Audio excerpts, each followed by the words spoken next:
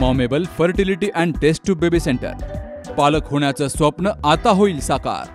Doctor एकता जगदीश वाबळे यांच्या मॉमेबल fertility and test tube baby centre तज्ज्ञांसोबत तुमचं स्वप्न पूर्ण करा.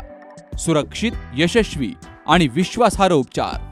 तुमच्या आयुष्यातल्या सर्वात सुंदर प्रवासाची सुरुवात आमच्यासोबत करा.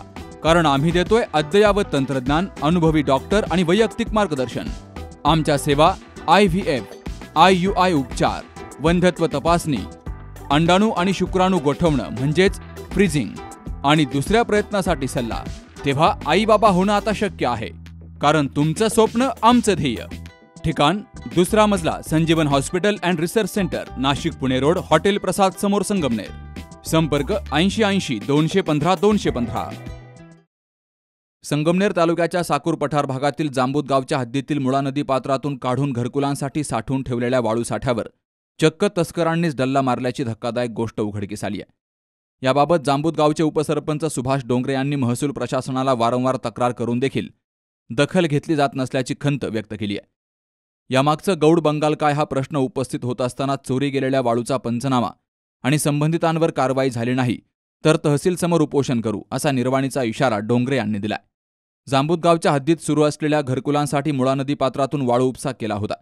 काही घरकुलांना वाळूचं वाटप झाल्यावर मात्र तहसीलदारांच्या आदेशान्वये तो वाळू साठा ग्राम महसूल अधिकाऱ्यांनी 20 जुलैला सील केला आणि त्या साठ्याचा ताबा जांबूद बुद्रुक तसेच जांबूद खुर्द येथील पोलीस पाटलांच्या ताब्यात दिला आणि पावतीही केली. तर नदीपात्रामध्ये जाणाऱ्या रस्त्यात चर खोदून रस्ता बंद केला होता. मात्र गिधाडासारखी नजर लावून बसलेल्या गिधाडरूपी तस्करांनी रस्त्यातील चर बुजवत वाळू साठ्याचे लचके तोडायला सुरुवात केली आहे. याबाबत पोलीस पाटील यांनी तक्रार करायला हवी होती, मात्र ते देखील कुठलीही तक्रार करत नसल्यामुळे डोंगरे यांनी तहसीलदारांना सोशल मीडियाच्या माध्यमातून याविषयीची वेळोवेळी माहिती देत पथक पाठवून कारवाईची मागणी केली होती. तहसीलदार फक्त हो म्हणाले आणि कुठलीही कारवाई करत नसून या सगळ्यांना पाठीशी घालत असल्याची घणाघाती टीका डोंगरे यांनी केली आहे.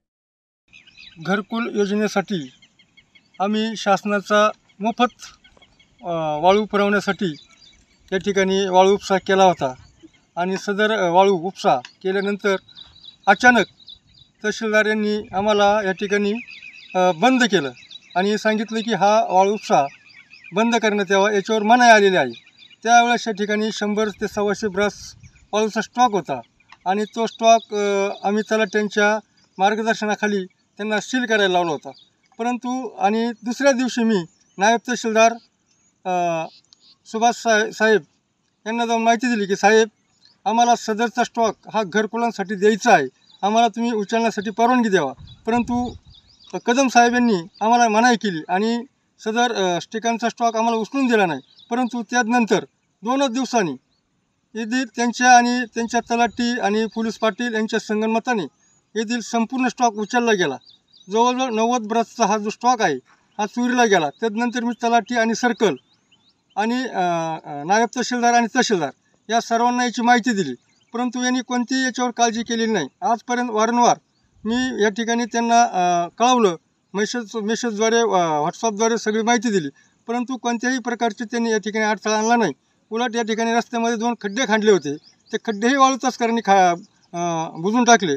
सदर ही माहिती मी त्यांना दिली आणि त्यांनी मी जो वाळू पावतीचा ताबा जो पोलीस पाटलांकडे दिला होता, तो पोलीस ताबा पावती मी तलाट्याकडं कंटिन्यू मागत होतो, परंतु त्यांनी निर्णय करून ती मला 3-4 दिवसापूर्वी ती ताबा पावती मला दिली.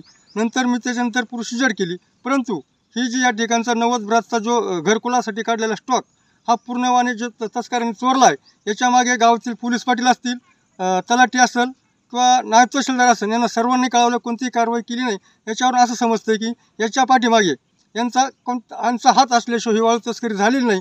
जर 2 दिवसामध्ये याची जर याचा जर बंदोबस्त झाला नाही, या स्फोटचा जर निकाल लागला नाही किंवा ज्याला जबाबदार अधिकाऱ्यांवर जर कारवाई झाली नाही, तर मी सदर संगमनेर तहसीलदार या ठिकाणी उद्या लिखित स्वरूपात निवेदन देणार आहे. आजही तुमच्या मार्फत मी सांगतो की आमरण उपोषणासाठी संगमनेर तहसीलदार या ठिकाणी मी बसणार आहे. दरम्यान पठार भागामध्ये प्रशासनाच्या मर्जीनं अवैध व्यावसायिकांना सुगीचे दिवस आले असून नांदूर खंदरमाळ परिसरातूनही मोठ्या प्रमाणावर अवैध वाळू उपसा होतोय. सर्वसामान्यांना या गोष्टीचा मोठा त्रास सहन करावा लागतोय. गेंड्याची कातडी पांघरलेलं प्रशासन मात्र याकडे सोयीस्कर डोळेझाक करतंय, असाही आरोप सर्वसामान्य करतायत. Navnath Gadekar, C news Marathi, घारगाव.